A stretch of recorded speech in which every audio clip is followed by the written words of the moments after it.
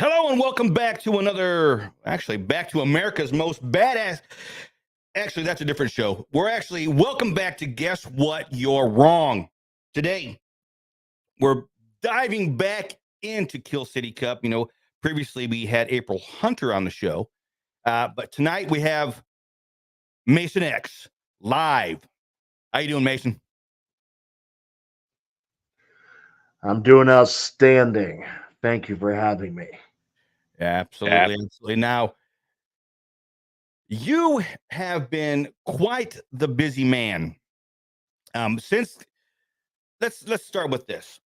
Your history. I know you've been in wrestling quite a bit, right? Right. You've been bouncing around. I've seen you've had a lot of. I watched some of your YouTube videos. Some barbed wire matches and some table matches. Tell me about those. How are those going on your body? So, as barbaric and brutal as barbed wire is, in some ways, it's easier because it's only tearing up your superficial skin. It's not causing massive physical impact. But boy, do those cuts hurt. Boy, do they get infected if you're not careful. Tables, I know a thing or two about going for tables. Wow. They can hurt. In fact, they do hurt. But I'll take that over concrete. Yeah, because tables got some give to them. Concrete, yeah, you hit it and you're stopping. Right. So now your masks, you're making some masks. You make all your own masks, is that right? That is correct. Although I will collect other mask makers' masks for my own personal collection. Every mask you'll ever see me wearing in a video, in a show, in a match, at a convention, I've made myself after countless hours. This one alone took at least 3 days of etching with a wood burner, cutting with a Dremel, reshaping, sanding, painting. All of them are unique. None are ever the same. Yeah, I that mask you're wearing right now, I like that one, and I really like the spin. You take a lot of I'll say influence from Jason Voorhees, hence the name Mason X, right? So you're a big Jason fan. When were you first introduced to Jason Voorhees? So I was obviously familiar with Jason from a young age, but I didn't really become fans of the films until after finding out about Kane Hodder, who played Jason multiple times. He had had debilitating burns early on in his stuntman career. Now, the significance behind that is in 2014, I had a nasty car accident where I broke my ribs, had a concussion, broke my nose, glass embedded in my head, in my hand, broken middle finger, and worst of all, a broken right femur. It took 4 surgeries to put me back together again. Oh my. And over 150 staples later, I missed 3 years of wrestling because of that. But Kane Hodder's story of coming back from those burns inspired me. And so I became not just a fan of horror in general, but a fan of Jason Voorhees specifically, with predominantly Kane Hodder's performance.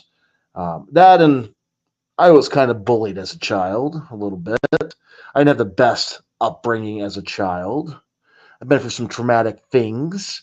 I could relate to Jason, and it was a good way for me to let off a little bit of steam after everyday doldrums.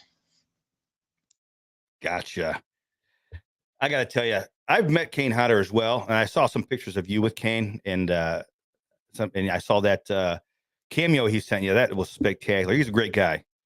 And I got to tell you, starting in what was it, Friday the 13th Part 7, is when he first appeared as Jason Voorhees. Gave Jason Voorhees some attitude, without a doubt. Before that, he was just a lumbering killing machine, which is nice as well. But Kane Hodder put that extra oomph into Jason Voorhees, and I loved it. For me, he brought a certain anger to the character. The most closest one before him, C.J. Graham, Mm. part 6, he was onto something, but to me, it didn't feel fully realized. Like he didn't have quite that nasty, unbridled rage that Jason Voorhees had in part 7, 8, 9, and 10, Yep. with Kane playing him just that whole, just you could feel it, like Jason's jaw working after his mask splits in part 7, and you see Kane's jaw moving. He just looks like he's pissed that he wants to rip her head off and then beat the guy with it. Oh yeah, that I gotta tell you, Kane Hodder is by far my favorite Jason Voorhees, bar none. And I had a chance to speak briefly with CJ Graham as well, but you're right. You're perfectly. You're exactly right. He CJ Graham had it. Now, had they had casted him for maybe another episode or two, maybe he could have delved into it more. But I think that they went with a great guy in Kane Hodder, and that's my opinion. And now we're gonna get. That's since you've been wrestling, you've gotten to meet, I'll say, some celebrities, right? What what's your most memorable celebrity meeting? So there's one that was personally significant, which was Mick Foley. It was right before I became a professional wrestler, or maybe I'd just been wrestling professionally for a few months. Either way, it was during his TNA Impact run, and as he was a childhood idol, that was significant. And then Emilio Rivera from Sons of Anarchy and Free from Hell recently at the Bangor Comic Con. That was wicked cool because I've never met anybody that significant outside of wrestling. He was probably the biggest name star I've met, and Kane Hodder, of course. Granted, that one should always be a given for me. Those are the three that I can think of offhand. Oh, actually, hold on. One more. Okay. Christina Loken, when I was in Kuwait, my final deployment on the way back from Iraq, I got to meet Christina Loken, the chick from Terminator 3. I forgot all about that until literally just now. She was tall and wicked friendly and nowhere near as scary as they made her out to be. Yeah, Luke asking who Christina Loken is. She also played Rain in the video adaptation of Blood Rain. You want to see a little bit more of Christina Loken? Watch Blood Rain. She is, and I still follow her on Instagram. She's great. I love some Christina Loken. And now Emilio. I say Emilio. I'm going to go back to that Emilio. But how was his reaction to the whole Kill City Cup and your Mason X? So you could see when he would come by our booth, he would watch it. He seemed just engrossed in it. The first time he came by, I didn't get a chance to talk to him. The second time he came by, he seemed to really dig the look of these masks. And I let him know that I make them myself, which he thought was wicked cool. He mentioned how him and his son are kind of into the horror thing. I offered him a part 7 that I had made, part 7 hockey mask, just like Kane wore. And he gladly accepted that, had me sign it, which I thought was almost hilarious, me signing something for him, but I did it nonetheless. You ain't got to tell a man like that no.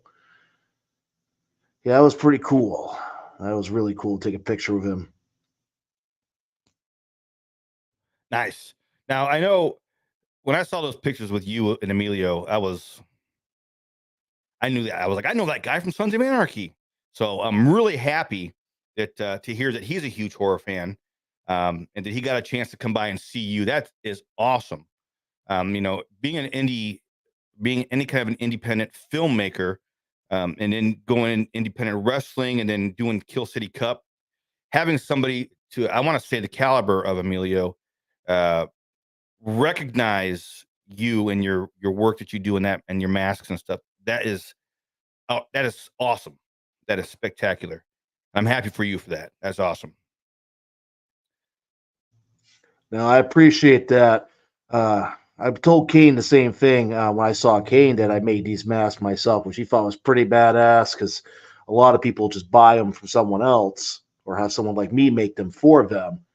Um, I wish Oh we yeah. had done Kill City sooner or had been published sooner because I would have told Kane all about that. Um, I think he might have got a kick out of that considering some of the stuff he's done. Yeah. Now, when I first saw your appearance in Kill City Cup, it did reckon back to Kane, and maybe Mankind, some of those characters from wrestling that I always liked. I always got attached to. But they never seem to have enough of them, because I'm a horror freak. I'm a horror nerd. So anytime I saw something like that, I was like, oh, Undertaker too, you know. When I first saw you on Kill City Cup, I was, oh yeah. So what kind of did you get any inspirations at all from any of those past wrestlers? So for me, my inspirations have always been very much Jason Voorhees, Kane's version, and then WWE's Kane, Glenn Jacobs. Mm. I felt they were just stellar for how they portrayed a big monster, both in a movie type scenario and then one in a actual wrestling type scenario. Definitely borrowed some inspiration from The Undertaker, especially with Kill City being a little bit more fantastical, a little bit more exaggerated than your average wrestling show. It lends itself to that kind of character very much. As for deranged madness, I would say I borrow some of that from Mankind. Those would all be great things bundled in, and a little bit of Abyss. He's very underrated, and a lot of people seem to sleep on Abyss, but Abyss was and is a great, great monster. A lot of people should have recognized him more. Oh yeah, I agree. The Monster Abyss was good times. All right, so Holly is asking here. Let's see some of the other masks you have. I bet they're sick. What else you got for us?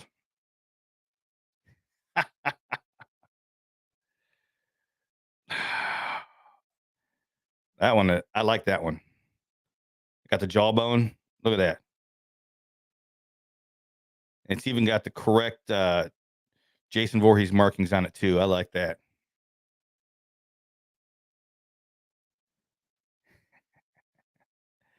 That's more of a kind of a Silence of the Lambs, Mankind kind of deal. Yep.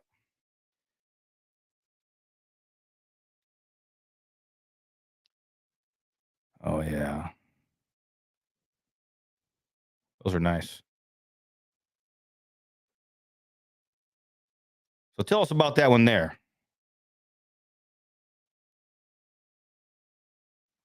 Hold on, you're muted.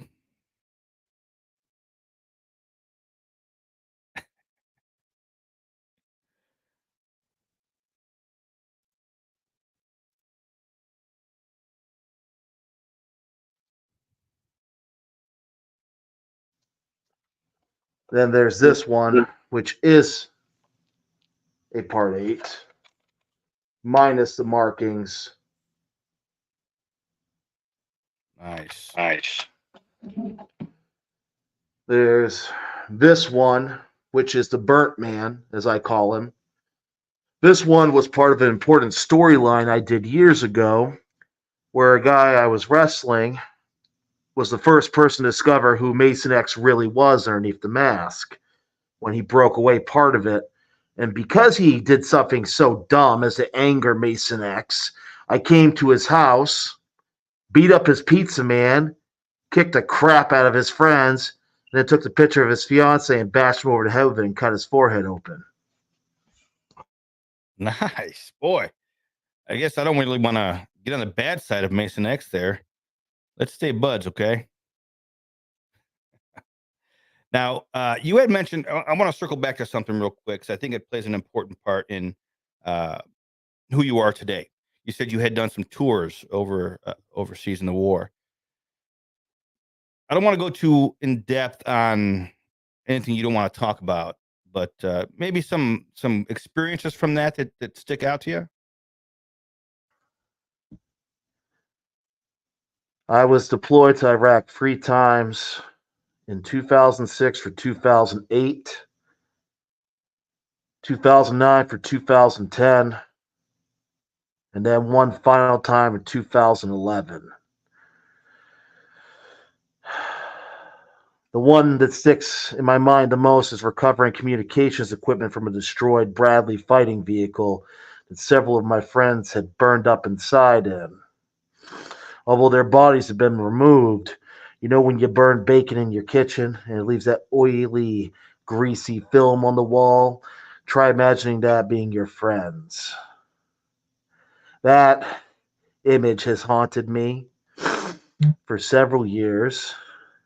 It's what makes me and what makes Mason who he is. Between that and having one of my mentors, Staff Sergeant Christopher Kiernan, be sniped by a cowardly sniper in Iraq and having the bullet ping in between his armor plates like a fucking pinball. Those are some of the experiences that I've been left with. Well, first off, I want to apologize for anything that you went through. I know I have no control over that, but I also want to thank you um, for everything that you did. And I think those experiences are horrific, but I'm glad you are here with us to give us some Mason X. Thank you. I don't blame anybody. It happened, and I'm here. Even if part of me sometimes feels like it was left there, I have to remind myself I am here now in the moment. Agreed. So back to in the moment then, Kill City Cup. Tell us about how you were approached to be in Kill City Cup. How did that come about? So, with me, I wasn't necessarily approached initially. I saw a pretty young girl getting slammed through a table by a crazy monster in a place that looked like a backdrop in a fighting video game, and I thought that looked friggin' awesome. Lo and behold, I found out somebody I know was the person behind it. It was Luke Robert. I reached out to Luke and asked him about it. I said, "Hey, what is this all about?" And he told me, and I was like, "Well, I think I'm kind of built for this. Any chance I could be part of it?" And he's like, "Oh, I didn't know you were interested." Yeah. Or something along those lines. I don't remember the exact words. But that's how it all came about. It was very spur of the moment. And then I find myself flying to Florida filming that. Florida. Now, are you up north now, or are you over in Texas? After I got a service in 2012, I stayed in Texas for several more months wrestling and then moved back to my home state of Maine to escape to the wilderness and try to find myself again. And then I had that car accident here in 2014. That was quite debilitating. But yes, I'm residing in Maine. So watch out if you're out in the lakes or in the woods. And there's a lot of lakes and woods up in Maine. So be careful and don't piss this guy off. I'm telling you. Now, you were in the Texas wrestling scene. Now, I love the independent wrestling scene. Um, Tell us about some of your experiences within the independent wrestling scene. Because I know that he was saying something here. You had Texas was versus New England scene, or yeah. What are your experiences between those two? So my experience in Texas at the time was that it was a slower paced storytelling and harder hitting style of wrestling. Uh, it was beautiful in some ways because Texas is a massive state with tons of wrestling all throughout. You could wrestle almost every day of the week if you could get booked or had enough demand. You got to really grow really rapidly if you ground for it. It was really nice. And you had a few people around that point in time, like a gentleman by the name of Sign Guy, Billy Lott. Uh, Not the same Sign Guy from WWE. He had a channel on YouTube called Sign Guy's Corner. It still exists. It's like an archive of who's who. You'll see people like Jordan Grace before she was ever famous. You'll see me. You'll see Ricky Starks. Hell, you'll see me fighting Ricky Starks in a match back when he was a nobody. Nice. So now, was the independent wrestling scene up in Maine? Is that more? Um, I don't want to say. Is it more challenging in a way, or is there more call for you to do different things? The problem with Maine independent wrestling is not the quality per se, but the quantity. There's only a sparse amount of companies spread over a very big state. Not quite as big as Texas, but it is a large state nonetheless, with only maybe two full time companies. There's only so much work for only so many wrestlers if you stick to just this one area. So if you want to grow, you have to go outside the area, find an opportunity. That's what Kill City was. Nice. Now, Luke had made mention here of something called a barn brawl on stacks of hay. Now, I'm trying to picture this in my head. Tell me about that. So I've been wrestling a very, very long time. I've actually been wrestling. Hope you don't mind if I take the mask off. I've actually been wrestling altogether since 1998. I started as a backyarder in the town of Mercer, Maine. Me and my buddy Charles, we'd wrestle on hard ground, on ice, and when we could get away with it, my friend Derek had a hay barn for their dairy farm, which is very prevalent up here. Now, it's not loose hay, it's hard packed hay. It still feels better than landing on the ground, but it'll still knock the wind out of you if you hit it hard enough. If he must be referring to that, there's videos of my old casket matches and stuff on the ground. There's videos in the barn of us doing big old power bombs and things like that. Um, so yeah, footage exists, whether it should or not. Some of that stuff actually, I'm surprised it didn't kill me. Well, I see some of these people wrestling in some of these backyard matches, and I'm like, wow, um, that that takes things to a new level. And it's good to let your face breathe. By the way, So I grew up in the time period, that whole Attitude Era, and backyard wrestling was starting to really get big to the point where they were releasing DVDs about it. Some of the people that I came up with at the same time as me, but in different areas, were people like M Dog 20, Josh Prohibition, and Pac, Neville from WWE. We were all backyarding at the same time in our respective areas. Maine didn't have a huge backyard scene. There was only a couple feds that I knew of, but this was also during a period of dial-up internet and barely any search engine. So there could have been one 3 towns over, but for a kid with no internet and no car, it's not like I was going to know that. well, that's awesome there. Now, so throughout your career as a professional wrestler, backyard wrestler, the whole gamut here, what's your favorite type of match that you've wrestled in? So this is probably going to surprise a lot of people, but it was actually a submission match. It was my favorite type because I used to be a very good technical wrestler. I could make people tap out for real, and I took pride in that. And I probably still could, but I just can't keep up with the younger, smaller, faster people like I used to. I do enjoy a good brawl when it's done right with a story. I don't like violence for the sake of violence, even though I am Mason X. I want to tell a story as I carve you up like a Thanksgiving turkey. I want to connect with the fans beyond just the shock value, if it can be helped, anyhow. Sometimes you got to call a spade, and sometimes you got to knock somebody's teeth out. And sometimes Mason just has to come in and take care of business, right? So, what's the future hold for Mason X? Are there any more plans for any more Kill City Cups, or do you have anything else going on right now? So I know that something's brewing, but how far along it is, I do not know with Kill City.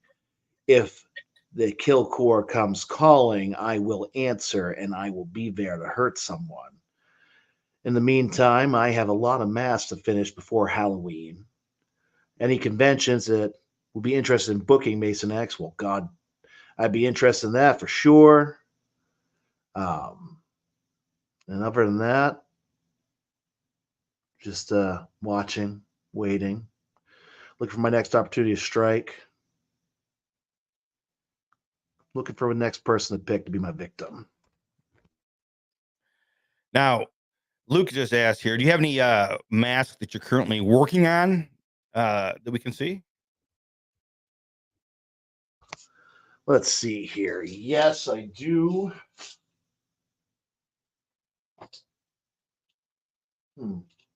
Oh, yes. 1 second.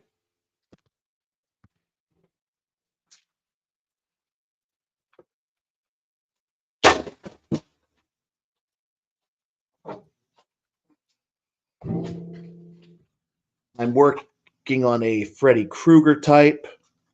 It's just the barest stages. I got to get around to finishing that one. This one is for myself. It's taking quite a while because, well, it is reinforced on the inside multiple times over because this is designed to take an impact. The detail work on it is much like my one you see in Kill City, but it's got more puckering as if it had been shot with like a shotgun or something. And then on this side, kind of green necrotic flesh, almost like Swamp Thing in color. Pretty proud of this one. Also, in a fully blacklight situation, it glows a little bit. Been experimenting with blacklight paint. I have more, but they're just started, so it's not worth showing. Other than I can show you what they look like. So this is a base right here. When I get these, they have no holes drilled at all. So I have to cut all the holes, do all the damage, all the etching, all the painting myself. And that's if I don't go ahead and just make something from scratch, like my son's mask here. This one is 100% original design. He came up with it. I made it for him. It's supposed to be like one of them creepy meme things that they do these days. Kids like. I don't know. Looks creepy. I love it. I borrowed it for this these interviews I've been doing today. That's kind of creepy.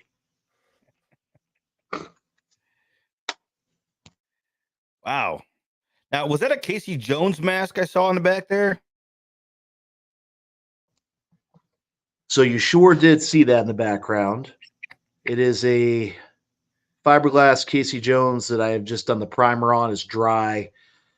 And I'm waiting for the vision to come to me of what it's going to be because I don't sketch any of these out beforehand. I don't pre-plan them really. I just do the prep work, and then I just see it. I see it, and it's almost like you're carving a statue out of a block of stone to get to that final result. And sometimes I can get that result really quickly, and sometimes the journey can take weeks, months. when it's my own personal creations. Like if you come up to me and you say, Sean, I want you to make something. Mason, I want you to make me something. This is what I envision. I can turn that out for you.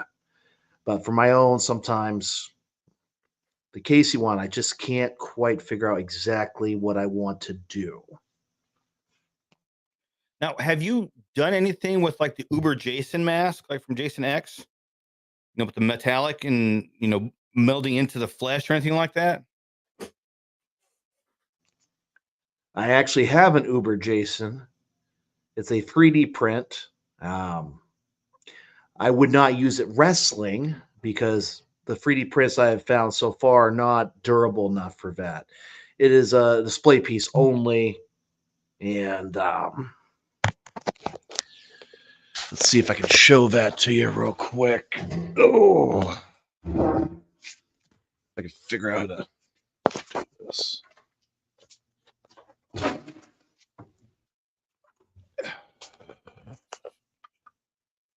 So I started working on doing a damaged Uber, mostly because with 3D prints, they break really easy, they shatter really easy.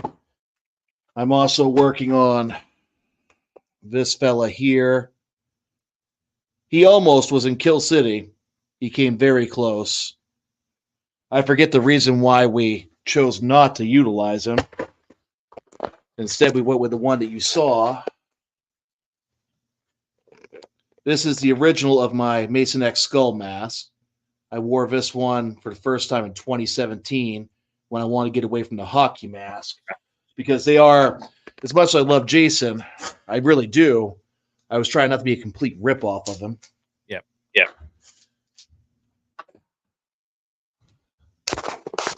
So I have a whole bunch here. I probably have made at least about 136. Conservatively, I've made about 136 masks. It might be higher. I'm not 100% sure. Because I had to start selling them to be able to fund my hobby of making more of them. It's like an addiction. I have a jawbone type here. This one is primed. I just got to paint it. Got to figure out what I'm going to do with that one. So that one could go to somebody if they want it.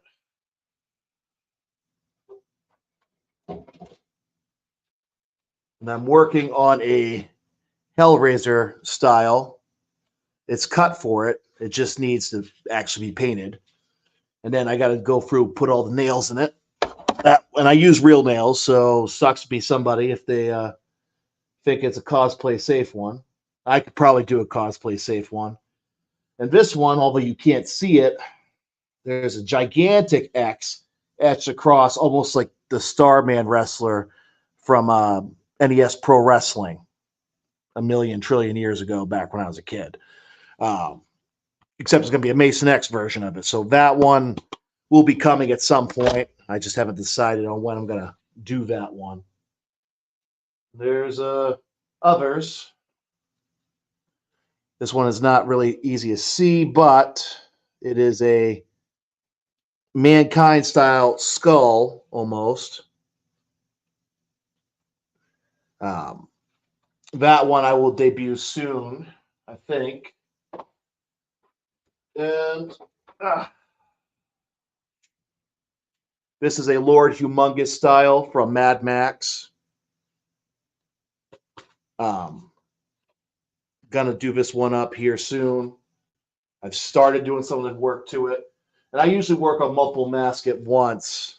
And then the most radical departure.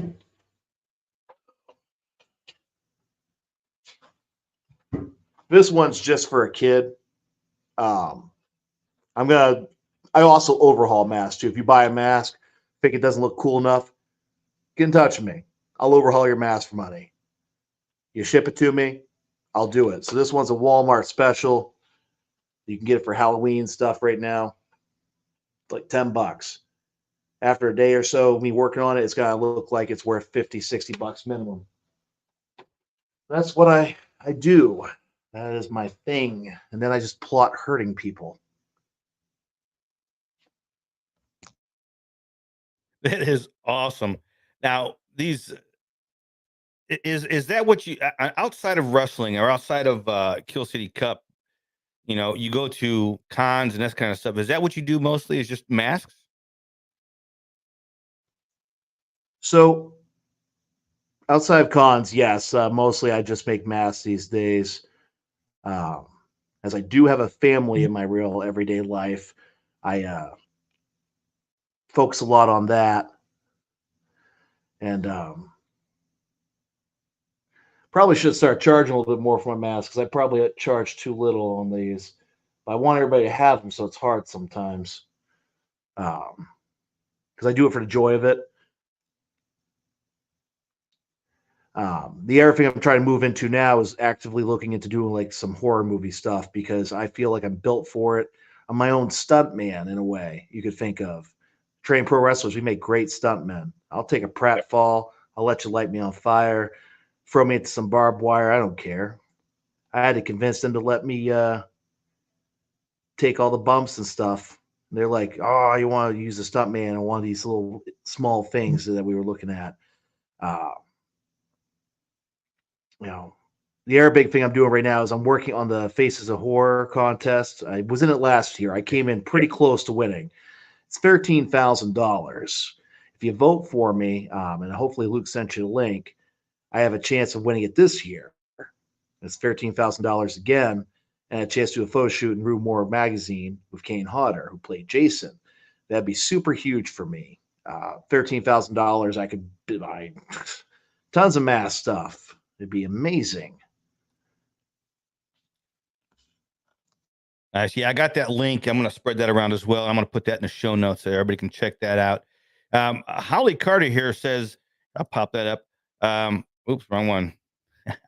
I'd like to see Queen Gia and Mason X form an alliance, kind of like Beauty and the Beast. What say you on that? Who's to say it already hasn't happened in Kill City? Just because you haven't seen it on film doesn't mean it hasn't happened. So that could be people's hint that they should keep their eyes peeled, watch Kill City, watch for the hints, look for the small Easter eggs, whether they're there or not is up to you to discover, and see what happens in the sequels. Luke says this sounds like a love story. That's awesome.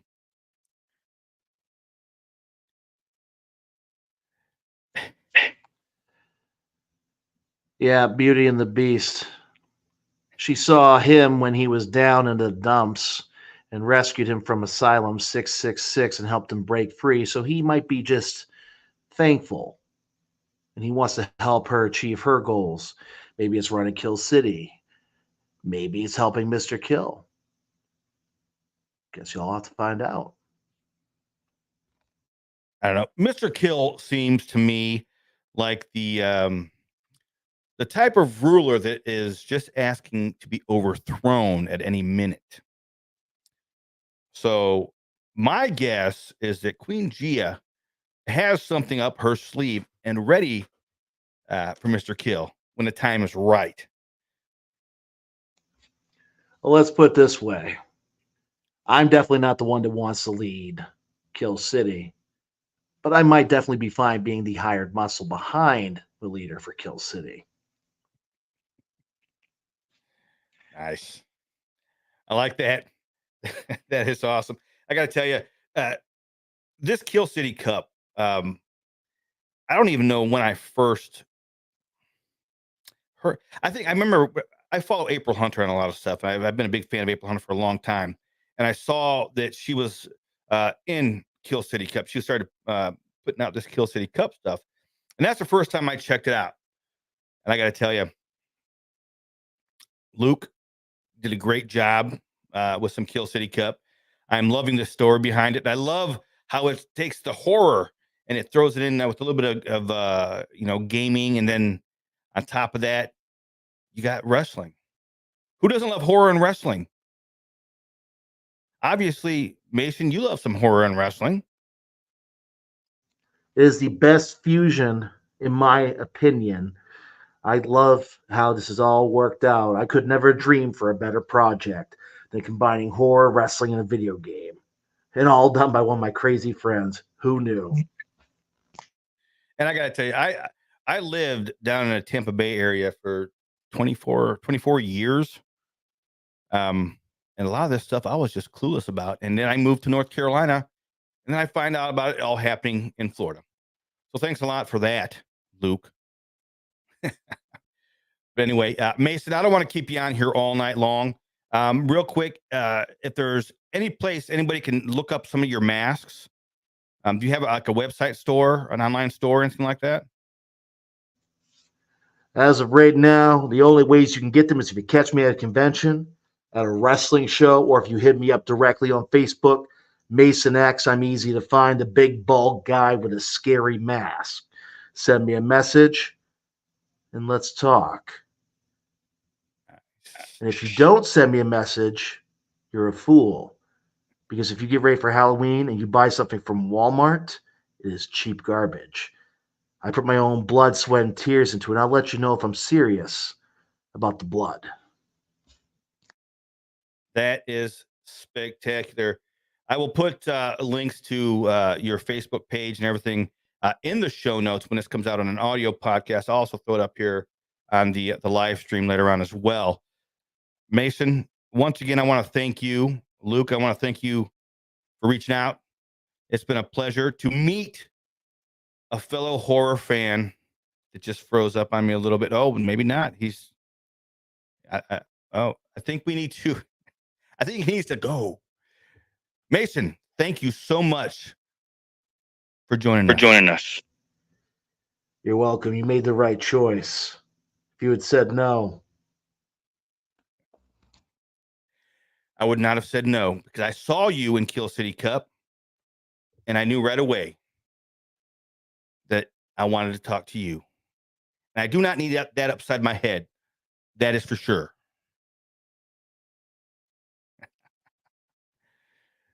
Mason wants, and he's got a scythe. How do you say those things? Scythe? you can call it a sickle, you can call it a scythe. Either way, the damn thing will cut you. I'm going to try my hardest to stay on your good side. Because I do not want to I'm trying to grow my beard out. I don't need a shave. All right. So let's stay buds. We both love Kane Hodder. We both love some Jason Voorhees. So let's stay buds. And I don't need you coming after me in my sleep, buddy. But Mason, once again, I want to thank you. I want to thank you for joining us here on Guess What? You're Wrong.